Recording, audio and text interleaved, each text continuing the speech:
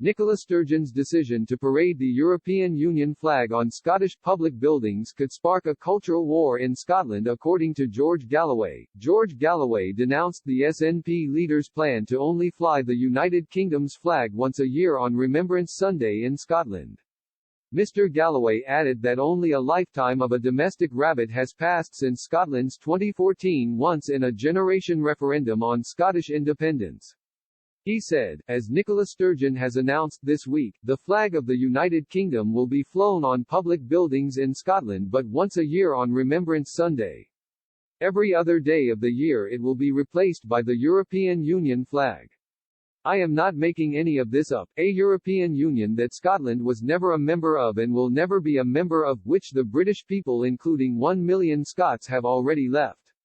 Now some people talk about cultural wars and flags. It has come to Scotland as I always predicted it would. This is the Ulsterisation of Scottish politics, and against it I will stand with the last of my breed.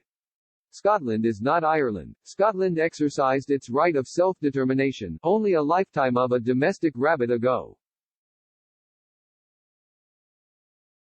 Last week Ms Sturgeon's order to fly the EU's flag over Scottish government buildings drew criticism from a Tory minister. Conservative MP James Cleverly mocked the move during an interview with LBC's Nick Ferrari. Mr Ferrari said, Nicola Sturgeon has ordered that the EU flag be flown on Scottish government buildings, despite the UK having left the EU. What would you say to Nicola Sturgeon? Mr. Cleverly replied, it strikes me she's really not good at listening to people when they make their voices known at referenda. In 2014 the people of Scotland by a majority said they wanted to remain part of the UK, and the people of the UK by a majority said they wanted to leave the EU. He added, Scotland is part of the UK, we are no longer part of the EU, that is the way the world actually is.